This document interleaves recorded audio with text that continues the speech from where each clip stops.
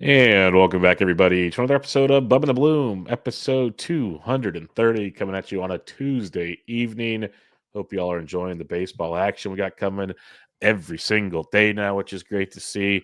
We're going to get you, it's a Bloom Board Tuesday, but we got a twofer today because Mr. Bloomfield was quite excited, I think, to get the season kicked off right. But first off, you can follow me on Twitter at BDintric, the podcast at Bubba Bloom Pod, and on Patreon at patreon.com/Bubba Bloom.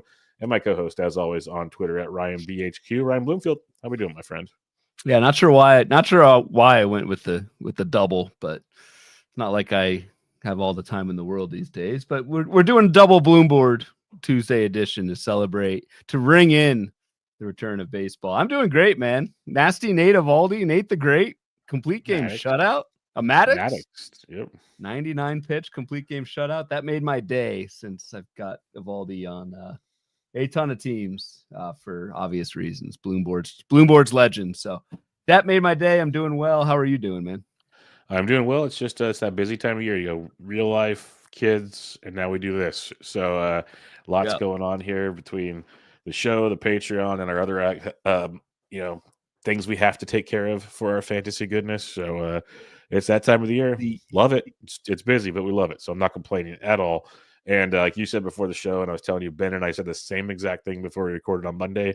We have games on TV while we record. It's like this is how it's supposed to be. So this is good.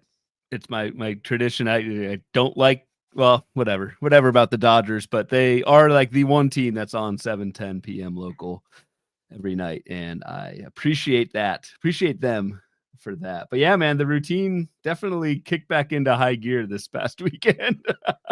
With your Fab article, we had a bunch of like a wave of Patreon subscribers and look at like the weekly planner and reading your stuff. So it quickly became obvious that this is the new routine for the next 6 months, and it's gonna be good, man. It's gonna be good. It's going to be real good. It's going to be real good at what it's all about. We're already looking at standings and complaining about things. So Dude. That's always a plus. And it's been injury galore. Like I threw out an extra breakfast with Bubba this weekend because it was weekend one. Yeah, there's a slew of injuries that had a lot of fantasy fab impacts. So I thought that was worth it. And there's even more. We're going to talk about those here in just a second. But it's the never-ending cycle of, you know, we got the shoulders, we got the obliques, we got the torpedo bats, we got all kinds of cool stuff going on.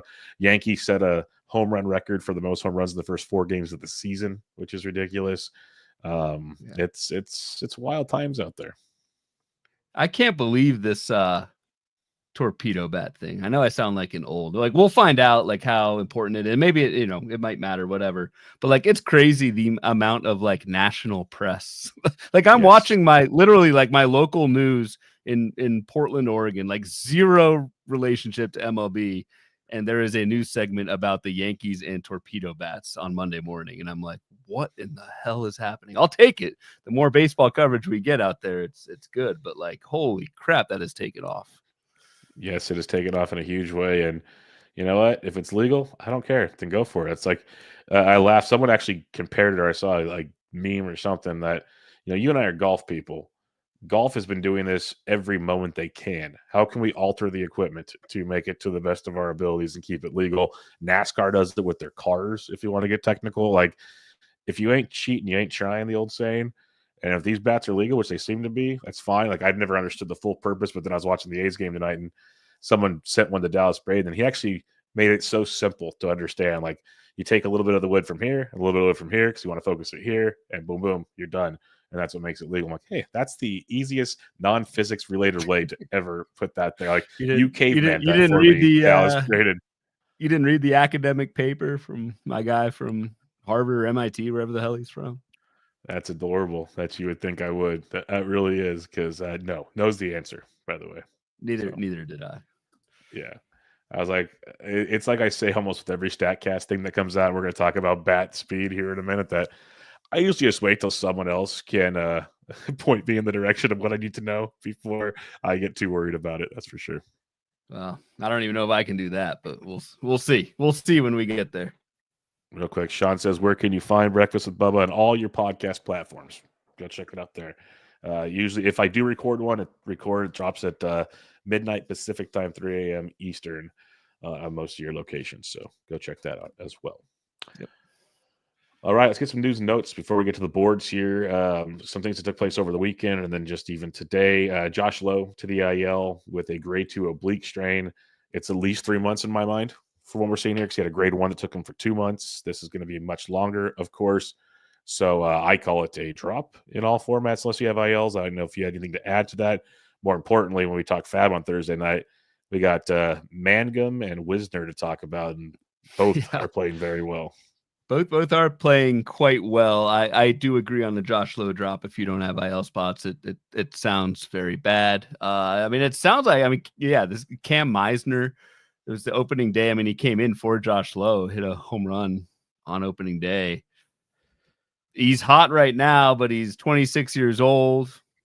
AAA last year, 500 plate appearances, had a 29% K rate. So, like, not the best prospect pedigree either. When I look up the scouting report over at Baseball HQ, which I look at for pretty much every new prospect that comes up. So I don't know if there's an actual like winner here. I don't know if you go in, and we'll talk Fab on Thursday, but I think you have probably already seen the best from Cameron Meisner. If you're bidding heavy Fab there, I think you'll be disappointed. Yep, it's going to be Magnum PI for me is what I'll be looking at. But again, we'll get into that on Thursday. Isn't it Mangum? Yeah, Mangum. Yeah, Jake Mangum. It's Mangum. It's Mangum. I know. It's Magnum PI when we're talking about this, though. Trust me. Just if you can have the good doctor, we can go this direction. Speaking of which, the good doctor didn't get the save tonight. So. Oh man, it was Bender. Bender gets the save for Miami. Not great. Yep. Whatever. All right, Colton Cowser, he bent his finger completely back, sliding headfirst into first base to try to beat out an infield single. Went on the IL the next day with a fractured thumb, out 6 to 8 weeks. Our good doctor in the Discord said if he requires surgery, it's 10 to 12 weeks. We haven't heard anything on surgery just yet, so we might just be letting it heal. But 6 to 8 weeks, Ryan, that's a big blow if you're a Cowser manager. Yep. Also a tough decision, I think, in terms of dropping. But if you have teams anywhere near the benches of mine and you have other injuries, decision you have to make because you can't really hold more than 1 or 2 injured guys. So tough break for Colton Cowser. What do you think of? Is it Heston Kjerstad time? Started against a lefty on Monday. That is a positive thing for Baltimore, who seemingly did not want to play Heston Kjerstad regularly last season. Yeah, it seems like it's Kjerstad's time. Like if it's not now, then why have they not traded him yet? Type situation. So it's Kjerstad. They called up Dylan Carlson. If Carlson plays over Kjerstad, and I'm an Orioles fan, I riot. Essentially, is where that one goes. So Kjerstad should get all the run he can get for at least 2 months. It looks like, and by then they should know who he is. Is he worth the guy they think he is or not? And that's actually, you don't want Cowser to get hurt, but it's probably the best case scenario for the Orioles. Like as a trade deadline will approach shortly thereafter, what do we got? What do we do? It's the best thing for them. So yes, it's Heston Kjerstad season in my mind. Again, we have a few more days to see how that shakes out, but We'll see. And I agree with Spore in the chat here. He says easy cut in the NFBC for Cowser. Yeah, I'm with you. And 12s especially, 15s, you all get to keep one stash. If like you want to stash them until you have to stash your next guy, go for it. But I'm pretty much dropping Cowser as well. Yep. All righty, next bit of news here. We got Mad Max Scherzer to the IL.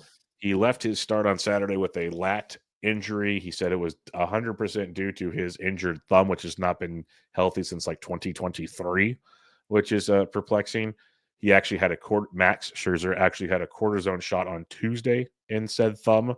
So he's going to be shut down for a little while before it gets reevaluated. He said flat out after he left Saturday's game that he can't pitch again until that thumb's 100% because every injury he's had has been a result of overcompensating for the thumb. And the fact when I heard that, Ryan, I'm like at least 2 months. I'm thinking like it's like a month of shutdown essentially in my mind before he can ramp back up. Yeah, it sucks because I think Scherzer like just tried to kind of power through it and obviously realized that he can't. The fact that the thumb has been lingering for so long is not a good sign, and the fact that even he admits it affects everything else, also not a great sign and compensating for that. So it's tough. I guess depending on what you think of Kumar Rocker and how he did Cincinnati in his first start of the season where he got destroyed. I mean, I guess you get more Kumar Rocker in your life. Wrong team, Toronto Blue Jays. Oh shit, that's right. Jesus. See, it'll take a little bit of time. It'll take a little bit of time. Do they even have a fifth starter, Toronto? They haven't named a replacement. They called up a reliever to add depth to the bullpen. The first choice people would think Yario Rodriguez, but the manager flat out said we love having him in the back end of the bullpen. Yeah. So I think it's Jake Bloss season. I think they call him up. He was traded in the Kikuchi deal last year. He almost made the rotation this year. I think it's Jake Bloss. I could be totally wrong though. Yeah. I mean, whoever it is, it's going to be very matchup dependent in terms of like fantasy value because Toronto does not have much there. And I agree, Yario Rodriguez. We've seen what he can't do and how far he can't pitch into games. So, yep, not great at all. Jurickson Profar suspended 80 games for violating the league's substance ordinance. He was caught with a masking agent that players use after they are ending a PED cycle. So that's not good. Same one that Manny Ramirez got busted for. So he's out 80 games, dropped from me everywhere, and it makes a murky situation in the outfield till Ronald Acuna comes back. Yeah, it does. It's Kelenic, Brian De La Cruz. I actually kind of like Brian De La Cruz, but he was terrible for Pittsburgh at the end of last season. So we'll see how that shakes out. Honestly, probably the biggest fantasy impact could be Michael Harris leading off, right? Yep. He's looked pretty good so far this season, had a very good end to last season. Obviously, Michael Harris is owned everywhere, but if Michael Harris can lead off, at least until Acuna is back, that will play. That will play. But yeah, I don't know. Yeah, I know you're done with Jared Kelenic. Kelenick's dead to you, so I won't even recommend trying to pick up Kelenic. Well, the way I see this playing out is Cruz and Kelenic are going to get a ton of run right now. Alex Verdugo will be up shortly. I'm not saying that's the answer, but that's just reality. Is how that one's going to play out because they signed him. He's in AAA to get ramped up for the season. That was the whole process. He'll be up shortly. They even traded for Stuart Fairchild about 3 hours before the PED announcement came out.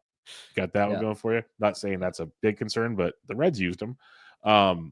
What'll happen is when Acuna comes back, then we're back to a platoon, and it could even mean Kelenic's gone if Verdugo takes over. That's what I'm saying. That's where I was referring to the murky situation we're about to get to here. But at least for like 3 weeks, it's probably De La Cruz and Kelenic getting most of the run, unless Verdugo screws it up. So I don't mind De La Cruz in deeper leagues if you want to go that direction, but otherwise, pretty much out on this situation. Like you said, Michael Harris probably the biggest winner at this point in time. See if Harris leads off against lefties. That'll kind of be the next test. I don't think the Braves have faced a lefty in quite some time. So, or even great to see Ozzy Albies get Albies up there. He crushes lefties. That would make sense. Yes, that would make sense. More Braves news. Not good Braves news. Ronaldo Lopez to the IL with right shoulder inflammation. His velocity was down. He only had 3 whiffs in his debut. For those that might not remember, he spent 3 weeks on the IL in September with right shoulder inflammation. And then a little bit before the show here, the Braves announced that he'll have arthroscopic surgery later this week to see if there's anything more than just inflammation going on in the shoulder. Ryan, thoughts? Not great. Not great. I mean, this was kind of, I don't know. I don't know if the writing was on the wall or not at the end of last season with Ronaldo Lopez, but had similar issues last year. So I know we were kind of talking before, but like Ronaldo was pretty much off our boards this draft season. We get the Bryce Elder experience. It looks like Elder looks like he's going to pitch at LA on the Elder abuse. Yeah. I like plenty of old players on my teams, but I am not taking Elder. Not Tofu enough for you? No. The bats can live off Tofu against Bryce Elder. Yes. Elder's done. The interesting is Hurston Waldrop looked good in AAA. Maybe he'll get an early call because they've been wanting to. They're wanting him later in the year potentially. And don't forget they have Jose Suarez, who they got in the Ian Anderson trade. So that's another guy they could use if they need to break glass for emergency. Gleyber Torres to the IL with an oblique injury for the Detroit Tigers. They say it's minimal. We'll see. It's an oblique injury. Justin Henry Malloy got called up. He led off on Monday, did not play on Tuesday. Torkelson's playing first base. By Cole Keith goes to second. To me, that's the biggest impact here. But anything else on this one?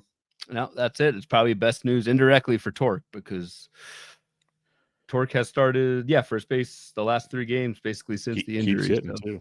and Keeps keeps hitting. hitting. So Yeah. that is great. Sucks for Glaber, even though it's minor. Like Glaber, I mean, he had a homer and a steal at least He the heard first it few. on his home run. And he heard it. Yeah, that's right. He was like hobbling around the bases. Like, what are you doing? Yes, usually it's a swing and a First, miss that pulls the oblique, not an actual home yeah. run. First, it's like, where did this beard come from? And then second, why are you hobbling around the bases? So, Yeah, it's pretty impressive stuff there. yeah.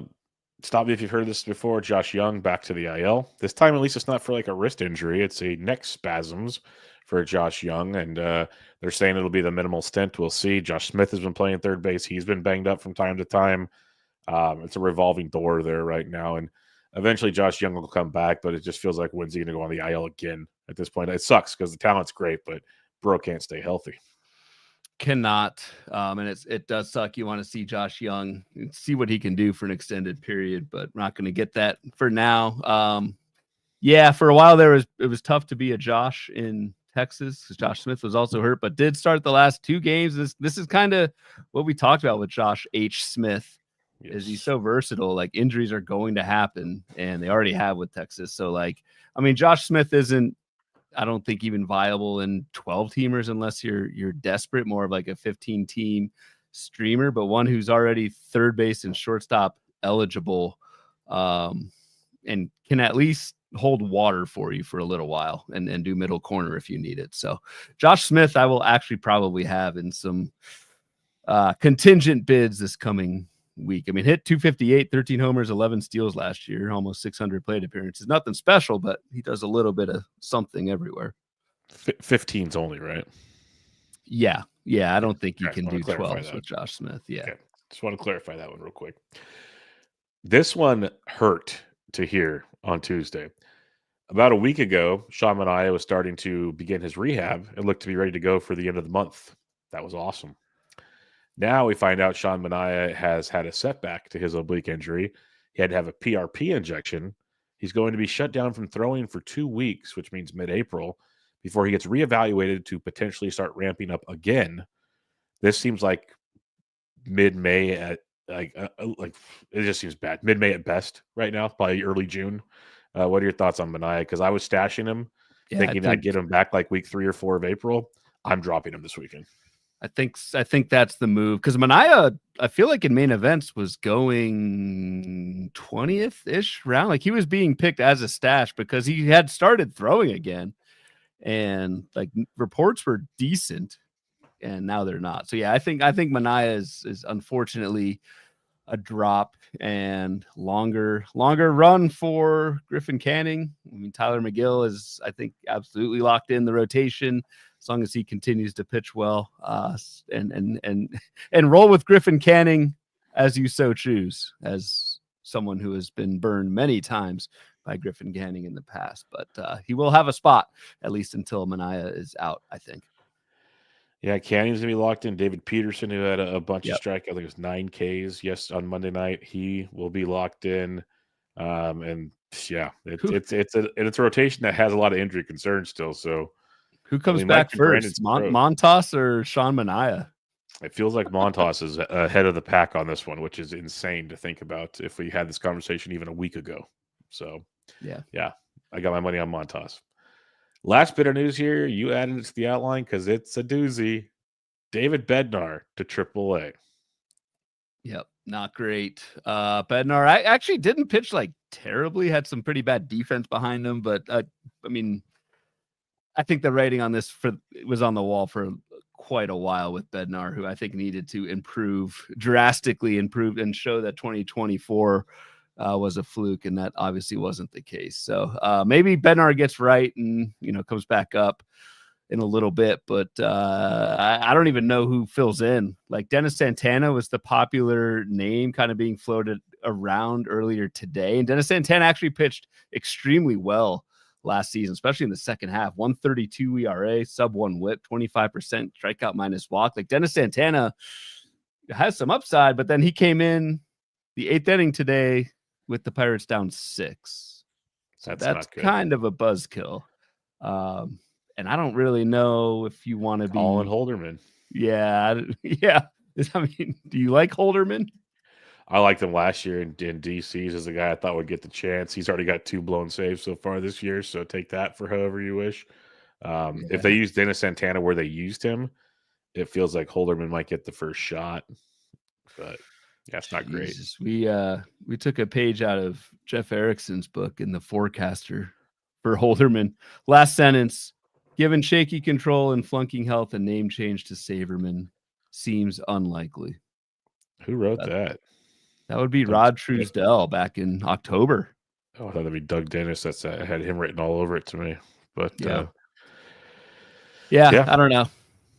Not thrilled with Holderman. I'd still like speculate on Santana. I picked him up, I think, in Werf last week.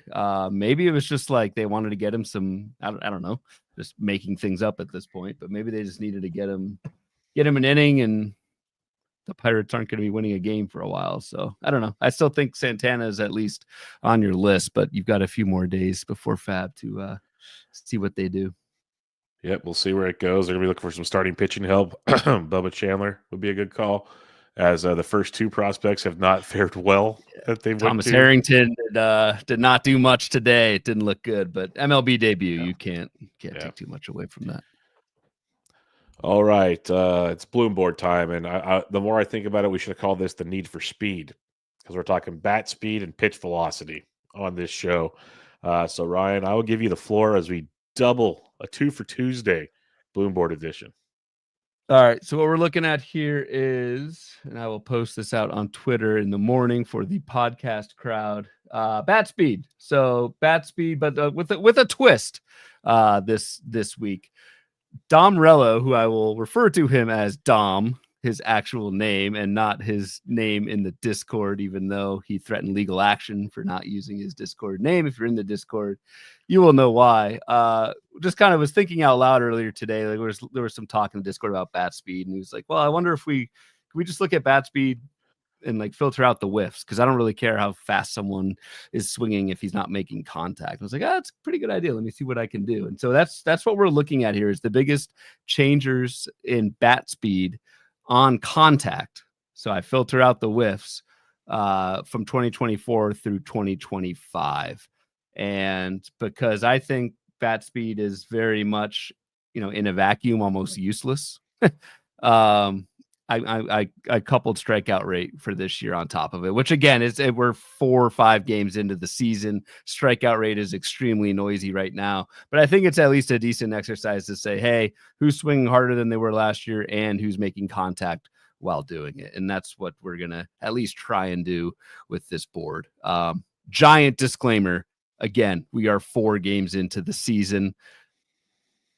Take everything we say tonight, I think, with a grain of salt. Take everything for these first 2-3 weeks with a grain of salt in terms of actually like analyzing skills of players. But bat speed is something that at least stabilizes very quickly, like 5 to 10 swings. People smarter than me tend to say. So I feel like it is one of those few metrics that we can actually kind of look at and say, oh, is he swinging harder? Is he making more contact? Like that is at least interesting to me.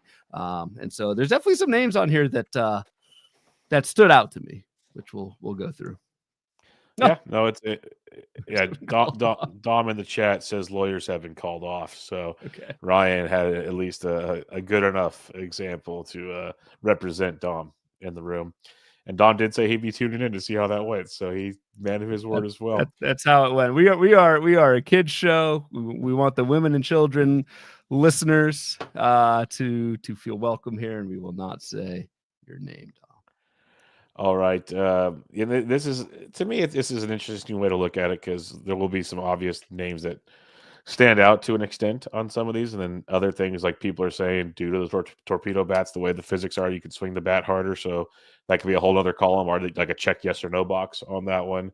Again, more research needs to be done on that as well. But 20 of your points you made earlier, it's like when bat speed came out last year, it's like, okay, what do we do with it? We have nothing to reference it to. Like, we have nothing. Right. So at least we have a small sample to reference to last season right now, and you can keep building on it. Because like the biggest thing we said, well, it can maybe tell us if someone's hurt. That'd be an angle to go with when you're looking at it. Like we have a Profar down there. We'll talk about. Maybe it's because of other factors involved there. But yeah, some definite things to potentially see here. So, like, we'll start with Benintendi at the top. Last year's bat speed was close to 68 miles per hour. This year, it's almost 72 miles per hour. So it's about a 4 mile an hour jump for Benny Biceps. We saw the power increase last year. He's already got 2 home runs this year, I believe. Yep. So that's big. That's a big part because last year, like, the power increased, but the batting average went down. This year, the power is still there, but as you showed, it's not striking out a lot. So small sample, but pretty interesting to see with Benny Biceps. Yeah, and I think it's particularly encouraging given, the drop in strikeout rate. So that green K rate, 13% K rate for Andrew Benintendi, swinging harder and striking out less. Again, who knows if that holds going forward. But it's at least, I think, a good sign that Benintendi, like, I don't think we're seeing this like late career breakout type of thing, but I think he could repeat what he did in 2024. I mean, where Benintendi powered up, hit 20 home runs, and still held an 18% strikeout rate. Just hit a ton of fly balls. That's why the batting average was so low. But I don't know. It is interesting to me that Benintendi is the highest riser in bat speed yet, and not totally selling out for it because he's not really striking out either. So, am I going out and trading for Benintendi? I mean, I'm not giving up much to do so. My outlook doesn't change too much on him, but it's an encouraging sign this early in the season. Yeah, definitely is a plus. Like Spore mentions, he had a great second half. We talked about that in the Fab shows towards the end of last year. This is where it gets real interesting. Is I wonder what his first half or second half last year looked like compared to the start this year type deal. Yep. And that's a whole thing that I can't navigate Baseball Savant that well. So I just enjoy the bloom boards for what we have. I don't have much on Bryce Harper. He's got about a 3.5 mile an hour increase. The dude's Bryce Harper. He swings out his rear end until he gets hurt and see where it goes from there, essentially. Yeah, agreed. Oblique injury coming for Bryce Harper. No, I'm kidding. No, you don't take anything away from Bryce Harper at this point. We know who Bryce Harper is. This one stands out to me, though. The 35-year-old George Springer had about a 72 mile an hour bat speed last year. It's up to over 75 miles an hour this year. He's not leading off. He's hitting 6th most games. He played in the outfield for the second time, I believe second or third time this season on Tuesdays when DHing otherwise. He's hitting 400 in a small sample, but he's also striking out almost 30% of the time after 3 straight seasons below 20%, Ryan. So what are you seeing in a small, quick snippet with George Springer? That's what I see is that red, that Anaheim Angel red, rare steak red for the strikeout rate for George Springer, basically 30% K rate. Is George Springer swinging harder, but just kind of going all out in what maybe his last year or two in the majors to try and get some power? I don't know. The early signs may say that is, but this one's not as encouraging to me because it comes with a pretty big uptick in strikeouts again so far for George Springer. So this is not one where I'm like, oh crap, George Springer's going to go out and hit 30 bombs. Maybe he does, but it may come with a pretty brutal batting average if this different approach holds all season. Yep. I agree. It's definitely not ideal with Springer here, and Father Time might be. I was as he gets older now, he's swinging harder. I'm just blown away with what's going on there. Yeah, is that something that's sustainable? I don't know. It feels like a hip's about to pop out type situation. Right. Junior Caminero. This is one that so I've seen on Twitter a lot because he's leading baseball in bat speed to start the season here. He's went up from 76.8 in 2024 to 80.2 to start the season here. He only has 1 extra base hit on the season. He's hitting close to 400 after Tuesday's games. So he's playing well. The strikeout rate's been outstanding this year for a young ball player. But and the other thing I'll say before I hand it off to you, one of the reasons there was a discussion on the Twitter was he is a torpedo user, and they're wondering if he's swinging harder because of the torpedo. But he also has a massive ground ball rate. So thoughts?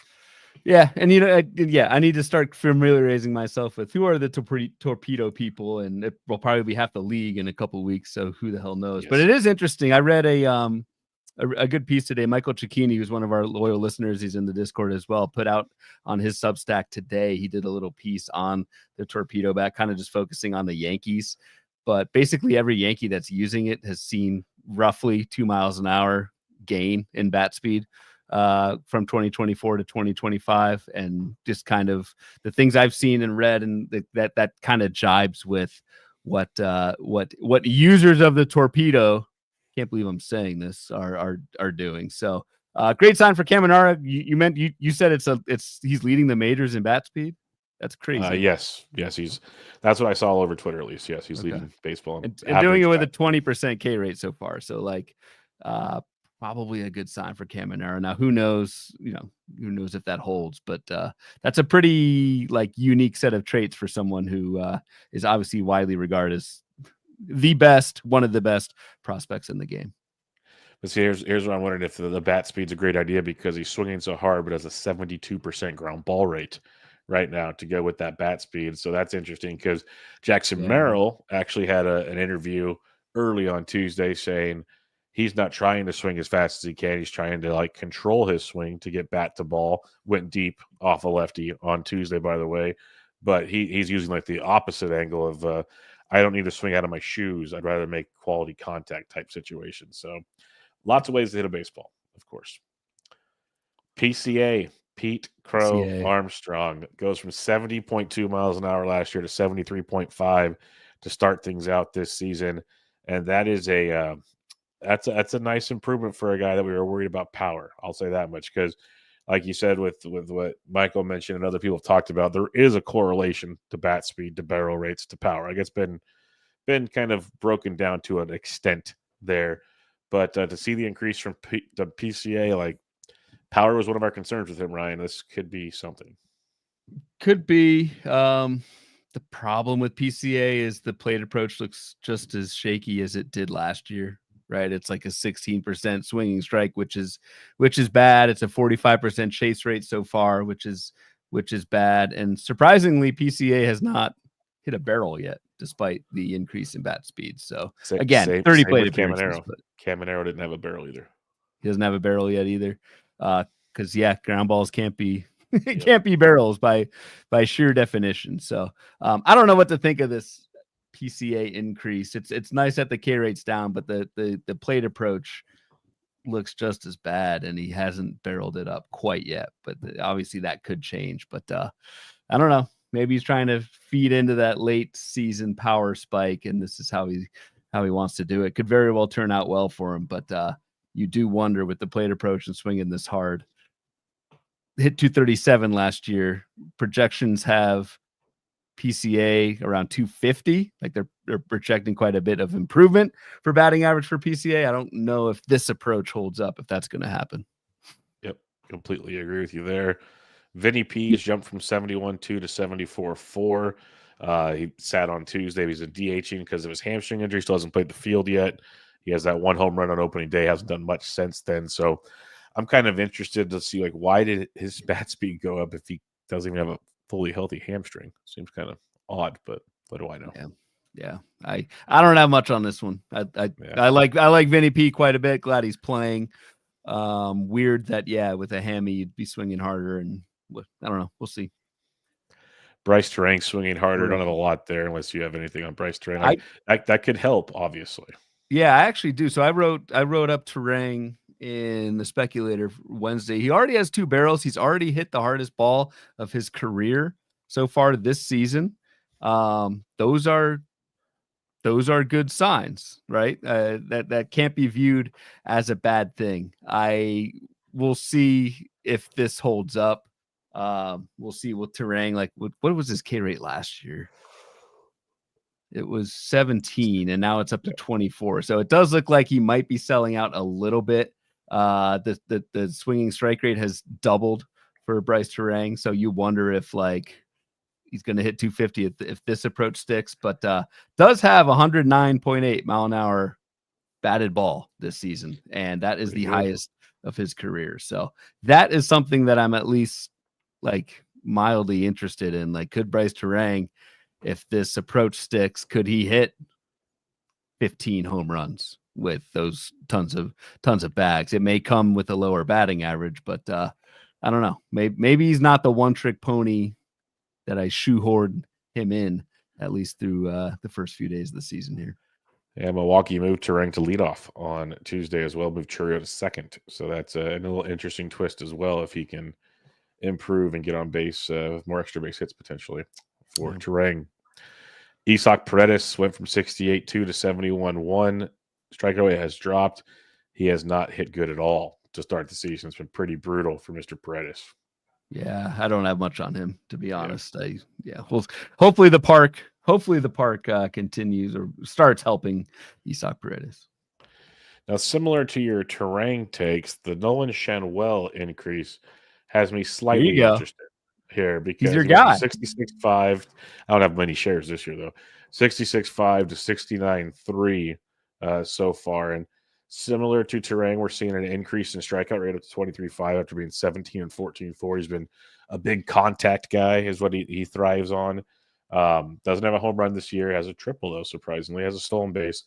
But we're seeing a guy that he's selling out, it feels like, because he's swinging a little more out of the zone through this process. Still doesn't have a barrel, unfortunately, but has his best max EV. So a lot of things you mentioned with Turang, I'm seeing a little bit with Schanuel as well. Actually, the exact same max EV, 109.8. So that must have been a ground ball, I guess, if he hasn't hit a barrel yet. But yep, that would make sense. I don't know, man. I feel like similar to like Turang, if Schanuel decides to power up, like I think it's going to come, even though he's hitting 294, it's 17 plate appearances. I don't know. I've never been much of a Schanuel guy. Alejandro Kirk jumping from 69.9 to 72.7. We've been waiting for Kirk to showcase some power to go with the batting average, and maybe this is the ticket. Maybe. What's the ground ball rate on Mr. Kirk? Because that's always the thing. Is like if it's a huge ground ball rate, it's probably not going to mean much. 50%. It's bad still. Yeah, and that's pretty much consistent with what Kirk has done throughout his career. So maybe this pretends to a little bit of a higher batting average if kind of the faster bat speed holds. You love to see it with a 12.5% K rate. Like that is pretty sweet for Alejandro Kirk. But I still don't see him as much more than like a batting average only guy, which in two catcher leagues is fine. That's not a big deal. Yep, I'm with you there. Jordan Beck, this one makes me laugh. 71 miles per hour to 73.6. Dude has a near 88% ground ball rate right now, which is insane to think about. Like I like Jordan Beck a lot. He's gonna have to tweak a few things to get right on this one. Yeah, honestly, the biggest thing I like with Jordan Beck so far is 2 steals. Yes, already. I think that's probably the biggest thing is Colorado is at least so far letting Jordan Beck run when the few times that he actually gets on base since he's hitting 167. So I don't know. This does feel, and actually a couple of these next few guys are we swinging out of our shoes? We're given a 30% K rate for a lot of these guys for an uptick in bat speed, and that's where I don't get as interested in if someone's swinging harder, but it's at the expense of actual contact. So I don't know. So many of these guys have no barrels. This is crazy. Beck doesn't. Miguel Vargas up here at 69.8 to 72.4 had a really good spring. Was leading off for a while there for Chicago. I was kind of interested late in deeper league formats, but still no barrels. He has a 50% fly ball rate, still 0 barrels with this kind of increase. Vargas? Yeah. Jesus. He's popping things up essentially is what that comes down to. This is a rough go for a guy. Like I said, had a big spring, but has not translated in season just yet. Not yet. And geez, I thought he was leading off. Is he not? He was early. He hit 5th today. Yeah. Booted out of the leadoff role for Nick Matan. Who went deep. Who went deep. Right. God. Also torpedoed it. I guess. Nick Matan is number 0, by the way, which is little. But is he Jeffrey Leonard? 00. That's the question. He is not. Dude, honestly, the White Sox lineup isn't like horrible right now. It's no Miami Marlins, that's for sure. No Miami. I know I know they talked about that on the RotoWire pod the other night, I think, but I think the Marlins lineup is like truly horrendous. The White Sox with Lou Bob, with Vaughn and Benintendi has a beat, but that's about it. Vargas himself, like, yeah, I don't know. I hope it turns around for him. But yeah, you can't be striking out 30% of the time. Here's one I like to see here. Slick Willie Castro. Mascot. Going from 70.3 to 72.9. He's already got a ding dong this season while hitting close to 300 right now. So loving everything about this for Slick Willie. And I don't know, can't hurt, I guess, with him. Like he's got a 30% barrel rate and a 70% hard hit rate to start the season. He's actually doing some damage. And not chasing and not whiffing. Career low. Again, 15 plate appearances, people. But career low, 8% swinging strike and a career best chase rate. So who knows with Slick Willie, but one of the highlights of the weekend was logging into Discord and seeing you type Slick Willie dong. And just like, Jesus, what are we doing here? What are we doing here, people? Are you not entertained? Just the way I look at it. Dodgers last just two won again, by the way. 7-0. Tanner Scott got the save. Trying and got the eighth. Yep. I was watching that while we were here. So Connor Wong, Bryson Stott. Anything here? Connor Wong's like a catcher too. If you're interested, I'm not overly thinking that one, but Bryson Stott could have some legs. He already hit a home run this season. To me, it's always is there playing time consistency with Bryson Stott, not so much the skill set of Bryson Stott. Yeah, exactly. And we're starting. This is like the 14th and 15th top risers in bat speed on contact, and we're down to a 2-mile-an-hour increase, which isn't nothing, but it's also not major. So I don't have much on Wong or Bryson Stott. All right, I'm gonna have to step out for a few minutes. Yeah, this is what the people tune in to see here. This is your reaction to the red crowd. So I will let you introduce our king on the fallers list. First off, I'll take no slander about the king. He is on the list, though, and we treat everyone equally here. William Contreras, 74.2 mile per hour last season to 71.8. It's about almost 2.5 mile an hour drop off for the king, and the strikeout rate has ballooned. The ground ball rate's pretty much in line. He's got a barrel. His hard hit rate stinks right now. It's a small sample, as Ryan keeps telling me, so I'm not overly concerned with it, but the whole Brewers team sucked. So before tonight's 5-run outing, they've been horrible. So I'll just kind of sit back and wait for King William to do his thing. Which is really all you can do, right? Like if you drafted William Contreras, you're not doing anything about it. You're just riding this out. So I'd like to think that this is nothing. This is just small sample. It probably is. The only thing with a sharp decrease in bat speed like this is it could be some type of sign of underlying I word. Nope, we're not doing this right now. All right, underlying ailment, we'll say. I don't know if that's the case with Contreras. You never know with catchers to get dinged up or whatever, but it's certainly not a good thing to see a drop in bat speed and a spike in K rate. But again, it's 4 games. I'm not worried yet, and even if I was worried, again, what can you do about it? I guess if you're in a trading league, but I would not even think about trading King William at this point. You want to give him some time. Give him some time, and let's see how this shakes out.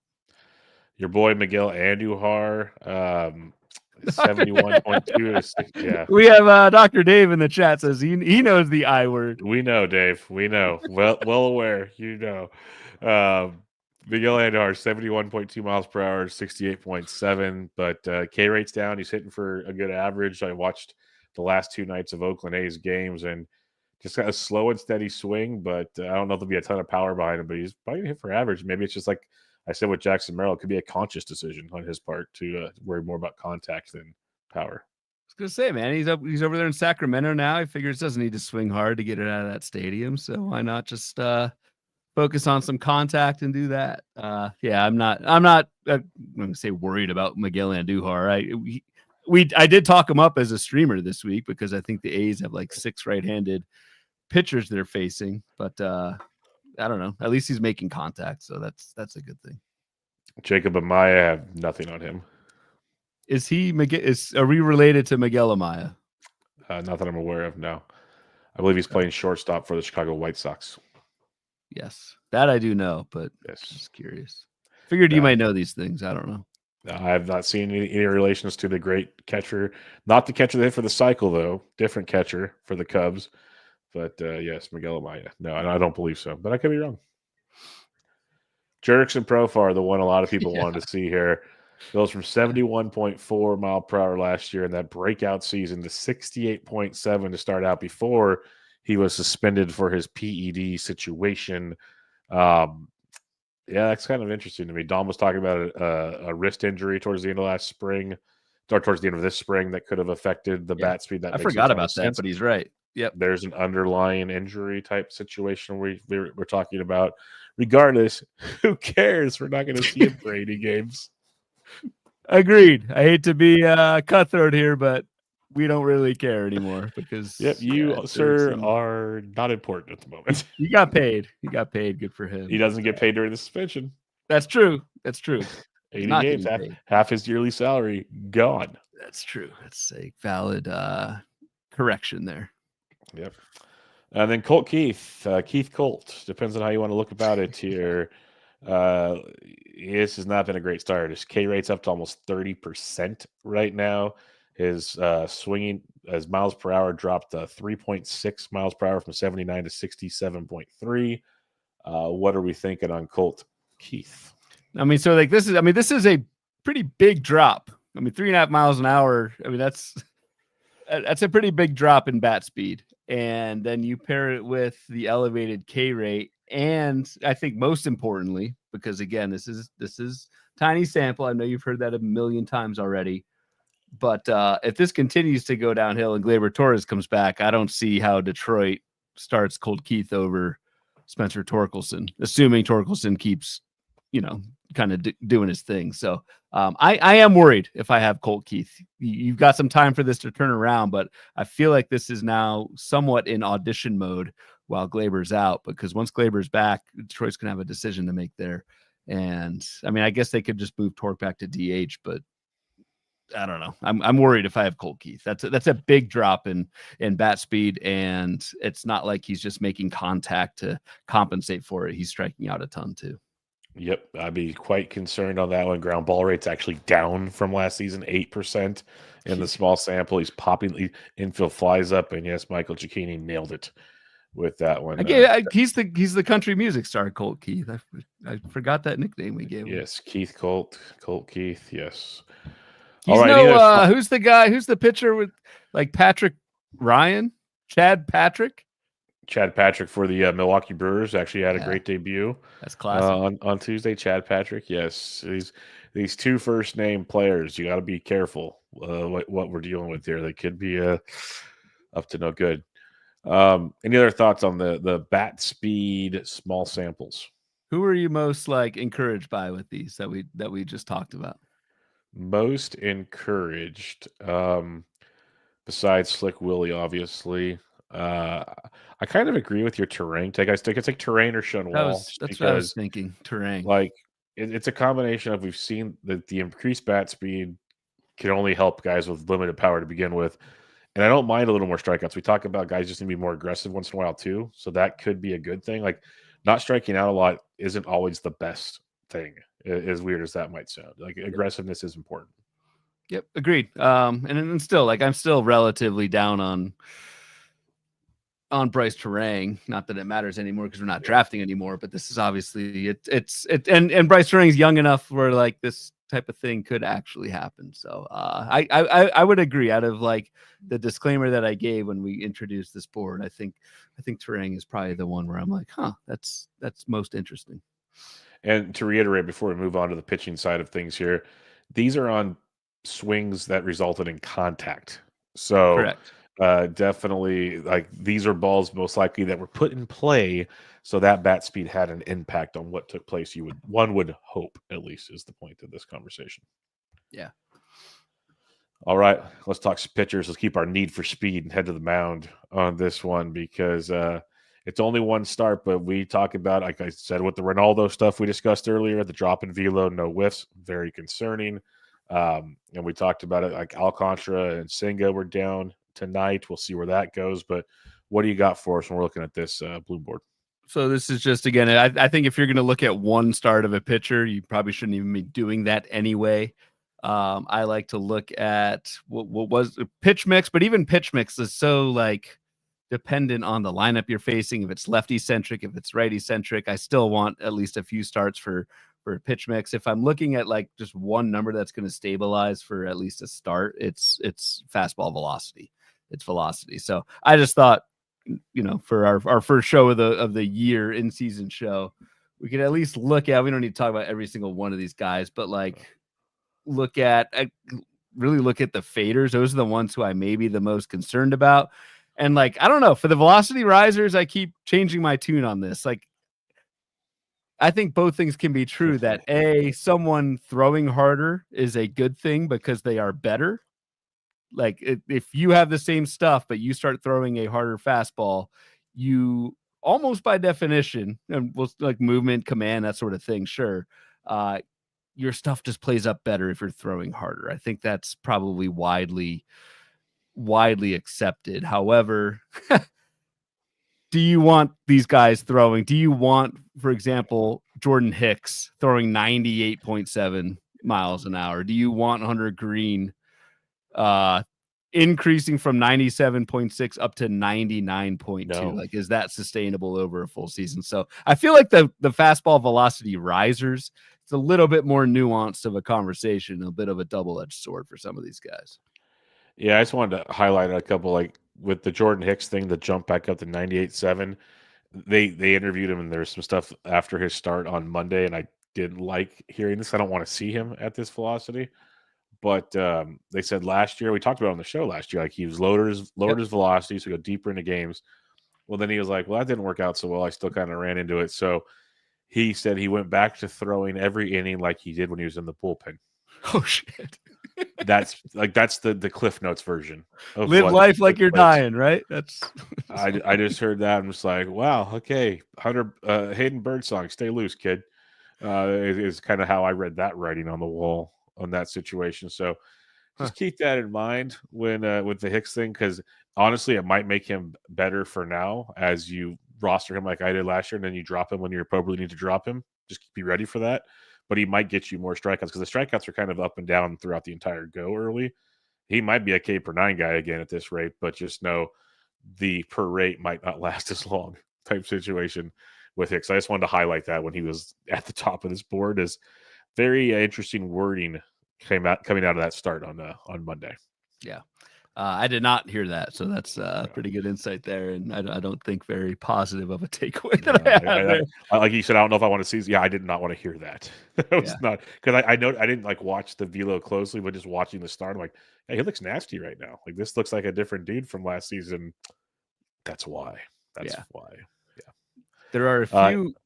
Sorry, go ahead. I was going to say anybody else who stood out to you on the left side, because we'll hit the whole right side, but if you wanted to highlight anybody else on the gainer side of it. The ones I struggle with on the gainer side are the guys with previous arm issues, like Jesus Luzardo.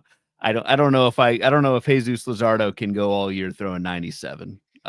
Max Meyer, granted, he's went from 94.1 to 95.6. Like that's a jump, but it's not, crazy velocity. But Max Meyer has a long history of injuries and that sort of thing too. So those are the ones where I'm like, I don't know. Granted, this is also first start of the season for these guys. They're probably amped up. Not many of these guys started on opening day. It was an opening day start, but there is that to at least consider. One interesting guy, I think Hunter Brown, I think is worth at least bringing. So like Matthew Boyd's another guy, just gets hurt all the time, but it's also like, so Matthew Boyd's up from 92 to 93.3. My thing with Matthew Boyd has always been, I think he's going to get hurt. You can't depend on him for a full season anyway. So might as well kind of gas it and get your 3 months out of Matthew Boyd, and I think you're okay there. Hunter Brown and Kevin Gossman, to me, the two I think most interesting ones, mostly because for Hunter Brown, he has been a very stable, reliable starting pitcher in terms of innings pitched. It was 155 innings in 2023. It was 170 innings last season. It was 126 in the minors in 2022. Like Hunter Brown has been pretty healthy throughout his career. And so I also trust Houston as an organization. Like I don't know if this is like the worst thing for Hunter Brown. Granted, it's an uptick in fastball velocity to 97.8, which that is also hard to keep up for a full season. So I don't know if it's anything there, but that's at least interesting to me. Is Hunter Brown going up to almost 98? Yep, that stood out a lot. Gossman's increase because we saw the big spring he had. Didn't have good usage of the splitter. It felt like just watching it and not looking at the stats on his debut, but to see the velo up on the fastball because he still managed to get through his start rather unscathed, like didn't get destroyed. So that could be a plus going forward. Right. And the other thing with Yeah, Gossman, sorry, just real quick. The other thing with Gossman, it's almost this is technically an increase over last year, but it's really just him going back to normal, yes, right? 100%. Which I think is like also a good thing. This isn't like someone who is in uncharted territory who's never thrown this hard before.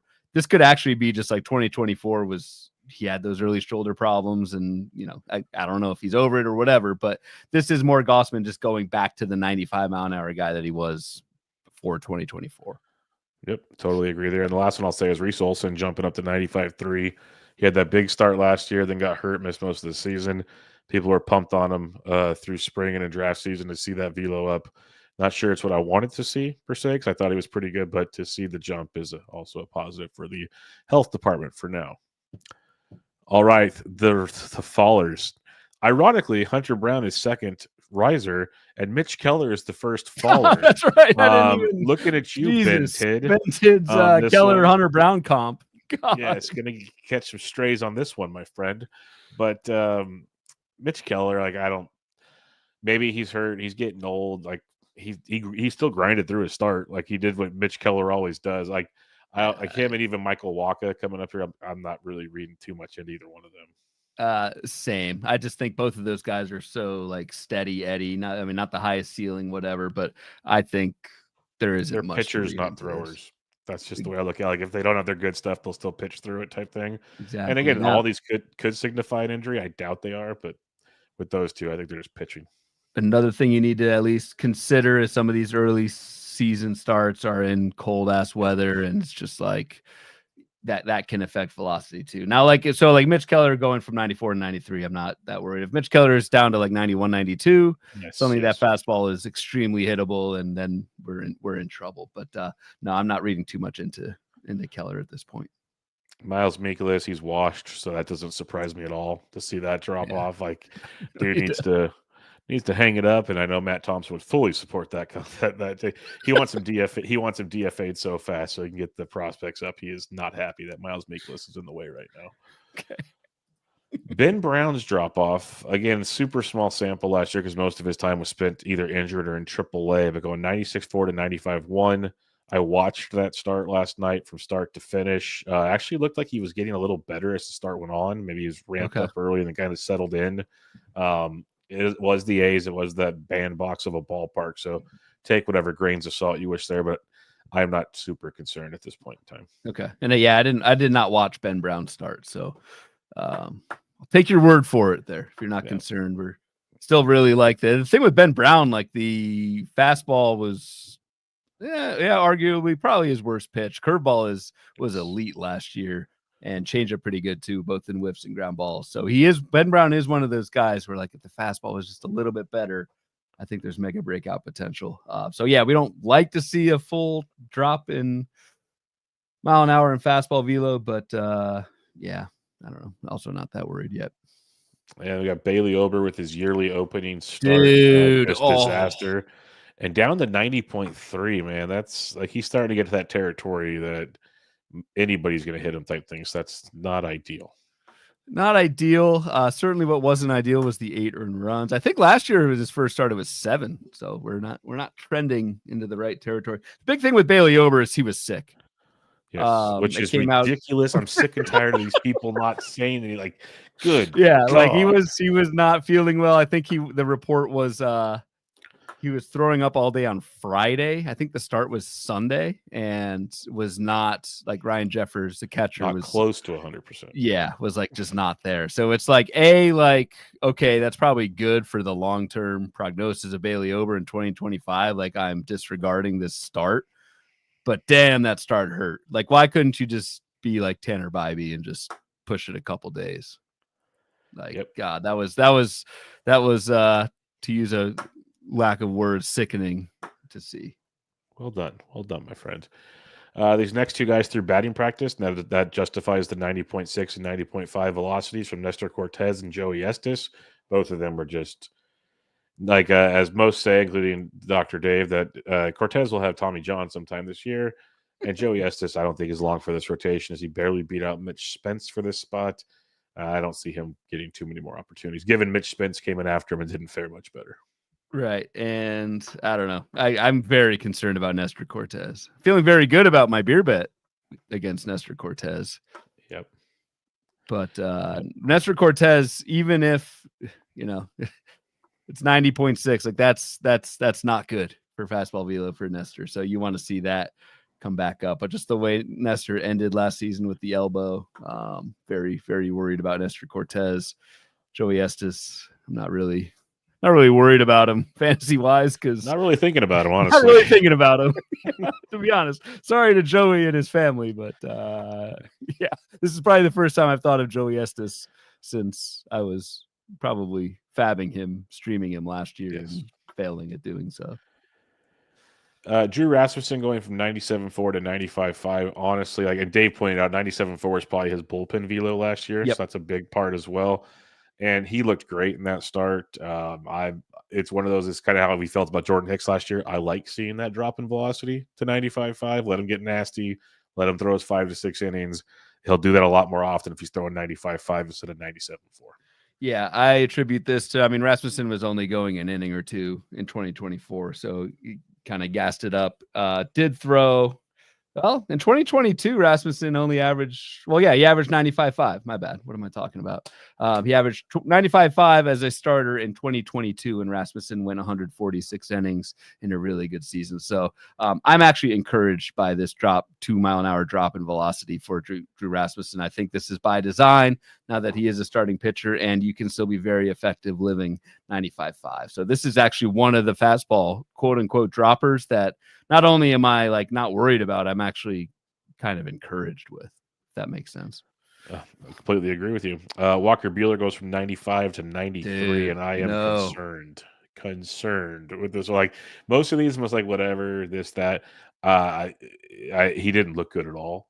He looked very hittable, and that velo drop just stands out after a guy that has gone through so many arm injuries. Yes, full agree. Buehler was living 96 back when he was Walker Buehler, and I'm scared to see what a 93-mile-an-hour Walker Buehler looks like over a full season. He was pretty bad last year, and if you're that bad and losing 2 ticks on your fastball with, like you said, the injury history of Buehler, it's not great. Again, just one start. Who knows? Could rebound next time out, 95. And I still think at 95, I don't know if Walker Buehler is that great, but this is very, very concerning to me. Walker Buehler dropping velocity. Yep, agreed. And then similar to Drew Rasmussen, seeing Jose Soriano go from 98.8 to 96.6, I absolutely love. He was racking up the strikeouts. This is another guy, was a late kind of, I wouldn't say helium is the right word, but getting talked a lot more about late in draft season. He was a guy that I rostered at times last year because I do like the strikeout upside. It's just a matter of putting it all together with him. He looked really good in one start. I get it, but definitely the velocity doesn't concern me as much with Soriano. Agreed. And pitched quite well. So yeah, not worried. If you get out of that 98, I think that's a good thing for the season. So it was the White Sox. It was 7 innings. Hey, White Sox are playing good ball right now. Don't knock it completely. I did just kind of fluff them up a little bit, but yeah, I'm not worried about Jose Soriano living 96, 97. That's probably where he should go. 100%. Any other thoughts on this board? As for the most part, we're like, okay, things are good, but there were definitely a couple that stand out as goods, more on the good side of things. Let's put that. Yeah, I think. For me, I'm most encouraged with Kevin Gossman and Reese Olson. To what you were saying about Olson, Bubba. Most discouraged about Nestor Cortez and Walker Buehler, and the one I'm ignoring is Bailey Ober. His drop. A, because I have a lot of Bailey Ober.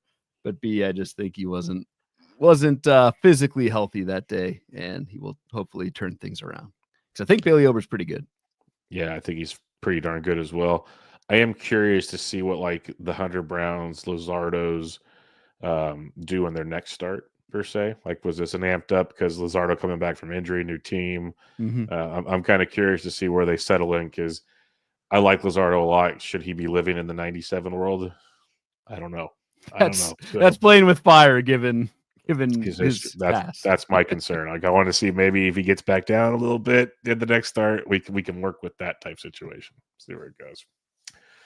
All right, let's hit up a couple listener questions here before we head out. We had one in the chat here. Frank, he was offered Willie Adames for Cody Bellinger, currently using Willie Castro at shortstop, and I have Tristan Casas and Yandy Diaz. If it's a standard format, I probably stick with what you have. Probably would too. I'd probably hold Adames because it looks like he's weaker at shortstop than he is at first. Agreed. All right, some questions from the old Discord here. Lucas Bury says, what types of information has you moving off your priors? Thanks, boys. Like, guys, we liked win of the season. I mean, at this point, honestly, probably Exactly. nothing. Yeah. Like I just like to wait. It's the only thing that I would be concerned about is like a loss of playing time. But like skills, you got to give it a few weeks to look at. So yeah, playing time, batting order could change my thoughts on things, but I'm not really dropping anybody I like just yet. Type situation. Yep. Like Dylan Cruz has Mike Curlin ready to find the end of a bridge, but that's about it. Brendan says that's not Dylan Cruz's problem. That's Curlin's problem. Brendan says, does this make you think William Contreras is hurt? No. Go for it, Ryan. I won't be as 100% certain as you are, but I am leaning towards the let's see this play out with William Contreras. Yeah, I don't think he's hurt yet. Aaron Gifts says Sean Murphy's coming back sooner than I expected. Yeah, he started rehab on Tuesday, went deep already. They said he might need about a week to get ramped up. Do we think Drake Baldwin sticks on the roster and is still rosterable as a catcher too when Murphy returns? I'll let you have the floor first, but I have my thoughts. Yeah, you give us your thoughts. How do you know that Sean Murphy homered today in his rehab? Like you're crazy, man. I was already prepping for my breakfast with Bubba after this show. I can't even get Max Scherzer's team right, and you've got Sean Murphy's rehab stats just off the top. His catchers matter, Ryan. Drake Baldwin, I would imagine they send him down to get regular at bats at AAA. I doubt they leave him as a backup catcher to Sean Murphy unless they guarantee it to be a 50-50 role. And if it's 50-50, then he's maybe catcher two viable, but I think he loses all fantasy appeal while Sean Murphy's around. BP says, what's your rest of season outlook for Jordan Beck and Max Meyer? I have them both in an NL only. I mean, an NL only, like that's, I mean, those are good pieces to have. Beck was the first one, right? Yes, Jordan Beck, who had his bat speed decline. Had his bat speed, his bat speed rise, didn't it? Oh, sorry, but his overall production has not been great, minus the 2 stolen bases. Yeah, bat speed up for Jordan Beck, but a ton of Ks, but his running, it's too early to tell. I think as long as Jordan Beck's playing every day, I think he's going to be pretty valuable, at least power speed wise in NL only. Max Meyer, I trying to predict how long Max Meyer is going to go this season is an impossible thing to do. But I think Max Meyer, when we saw in the spring, what we've seen pedigree wise for Max Meyer, I think can be, I don't know, mid rotation type of guy if things go well and he stays healthy. So we'll see there. Yeah, no, I'm good with both in NL only, as Ryan said, and I think Jordan Beck will be okay as long as they continue to let him work through things. Like the skill set's there. That's the unknown. That's the unknown is what Colorado. God forbid we let Nick Martini take a roster spot and ruin the like. Zach Veen and Jordan Beck should play 162 games this year, but it's the Rockies, so that will not happen. But that'd be my thing there. Max Meyer, he's fine as long as he stays on the field. Zero problems there at all. Last thing for Dr. Doom mentions what's wrong with Mason Wynn.